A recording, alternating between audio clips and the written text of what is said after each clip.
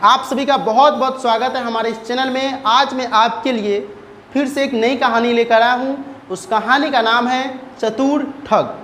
तो हम इस कहानी को शुरू करते हैं। विजयनगर के राजा विजय प्रताप सिंह के राज्य में उनकी प्रजा सुख समृद्धि और शांति से निवास करते थे। उनके राज्य में प्रजा बहुत ईमानदार थे। अपना घर अपना द्वार खुले छोड़ करके रात में सो जाते थे, कहीं दूसरे जगह जाते थे, लेकिन चोरी चपाटी की नाम वहाँ पर नहीं थी। एक बार ऐसा हुआ कि उस गांव में एक ठग आ पहुँचा। वो लोगों को घर में अचानक दिन में रात में घुस करके बहुत सारे सामानें चोरियां करके ले जाता था। और लोग जो है ये परेशान हो गए। लोग अब रात को अपना दरवाज़ा बंद करके सोने लगा।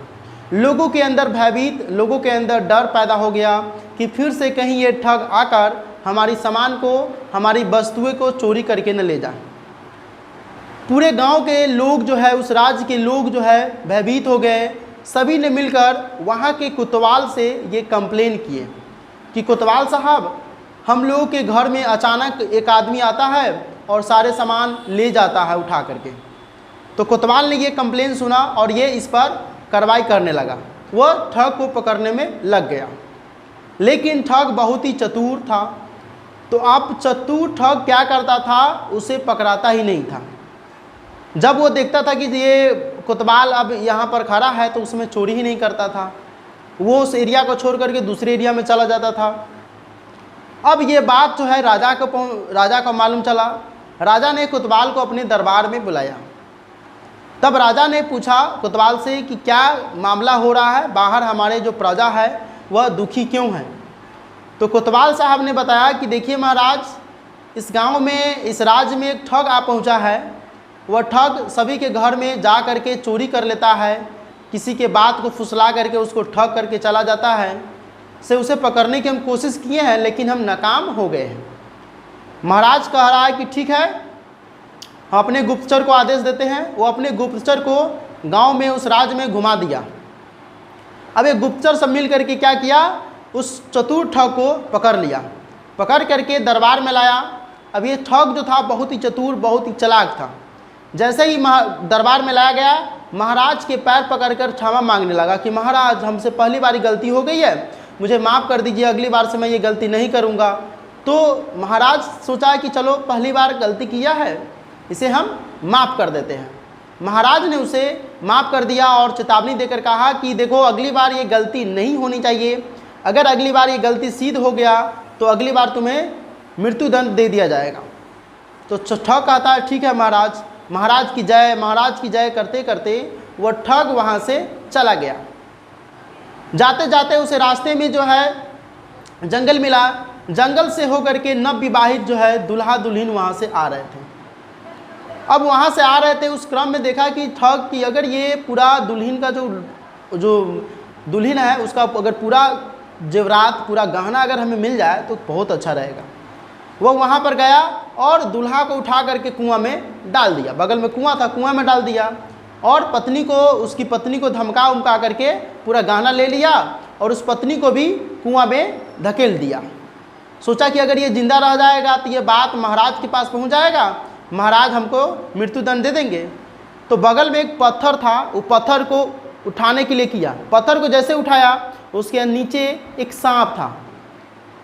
वो सांप क्या किया, उसके पूरे पैर को लपेट दिया। वो देखते ही सांप की देखा कि हमारे पैर को लपेट दिया, वो बेहोश हो गया और डर के मारे। अब क्या किया, पत्नी जो है, पति पत्नी जो कुआं में थे, वह दोनों चिल्ला रहे थे बचाओ बचाओ बचाओ। उधर से वहाँ से सिपाही लोग जो है उस राज के आ रहे थे।